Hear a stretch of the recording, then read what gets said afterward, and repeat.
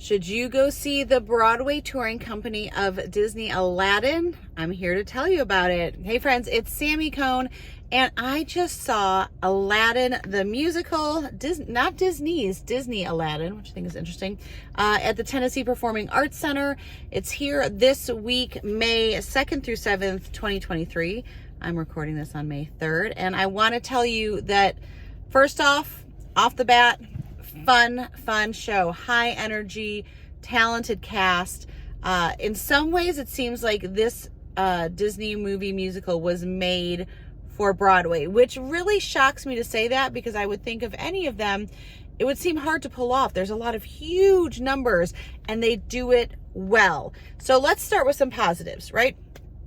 I think a lot of what you love from Aladdin you will find in this show. A couple of the last shows I've seen have been more bare bones. So like 6, for example, it's almost like Spice Girls meets Hamilton, right? It's just the singers on stage, the band's on stage, there's some stairs, that's it. We won't even go into what I thought about the Oklahoma tour. I can put that below if you want.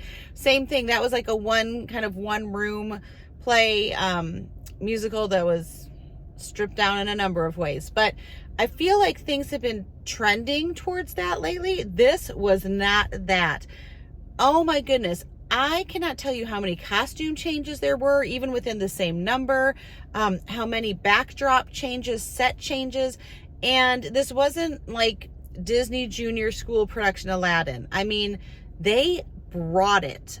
Glitzing, sequining, glamoring, all the things. So I feel like they did more than justice in that.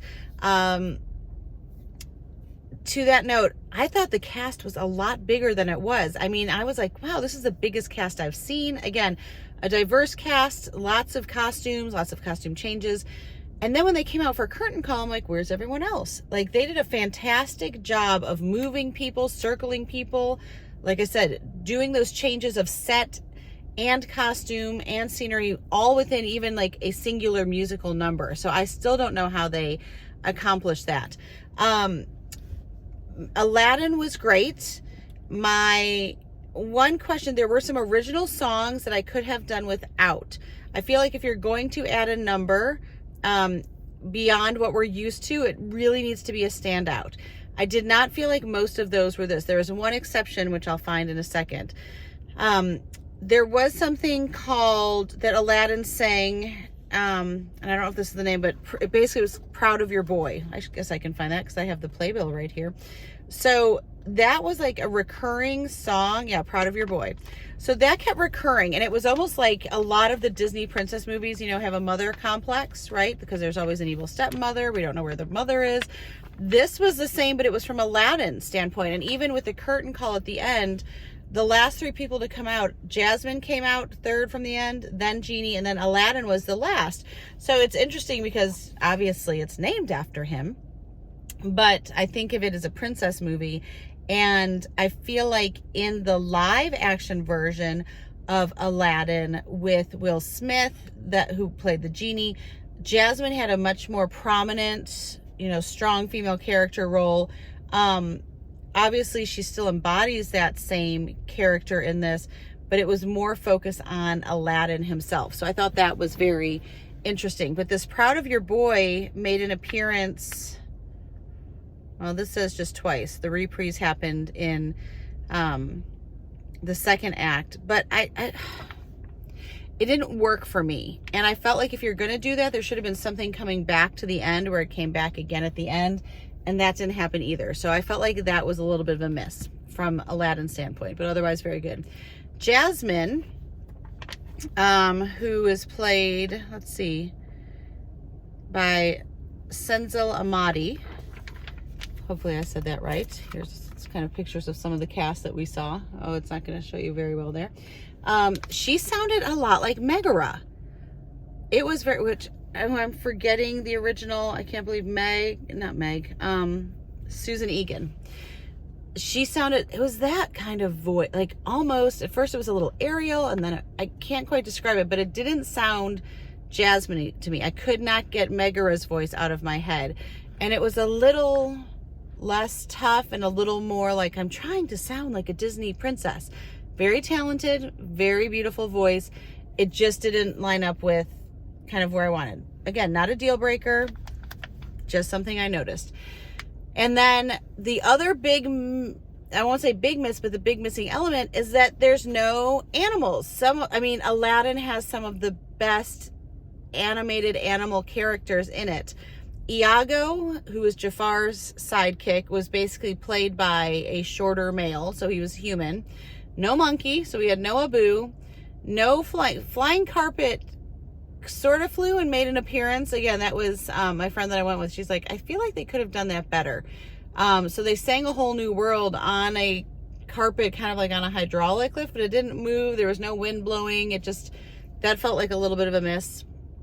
And then, so Abu and no, I forgot the tiger's name, but no tiger.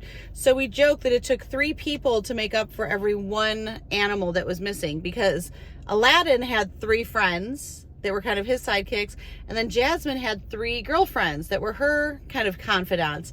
So that was a little interesting choice.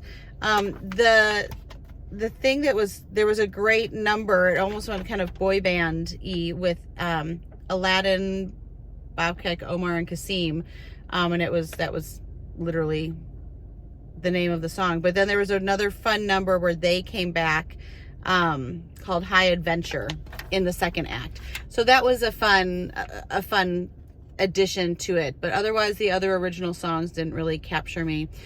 Genie was great. Jafar was great. Genie, holy moly, had an incredible, the Cave of Wonder, like when the Cave of Wonder set came on, there was an audible gasp in the audience. Like, they could not have done that better, especially for a touring show. I mean, I was wondering how they were going to do that, and how they were going to do, the big, make way for Prince Ali. Why can't I think of that song? Maybe that's what it is. But the Cave of Wonders, when Genie sang in the Cave of, because it's right here. Hang on. Yeah, I guess it's just Prince Ali. That was the one where there was just constant movement.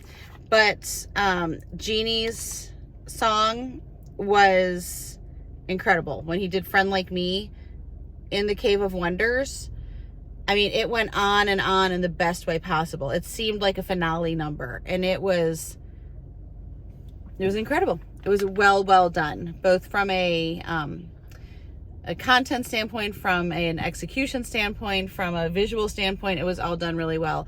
The other reason this worked well, obviously there are some cultural changes. I think there was some things that were obviously not very culturally sensitive in the original animated film. So some of those adjustments had been made, but also there were a lot of really modern cultural references. Baby Yoda, Grogu, even like made an appearance in the very beginning. It's just kind of like a nod, an homage to Disney. There was a part during Friend Like Me where Genie literally sang different, this medley of Disney ballads.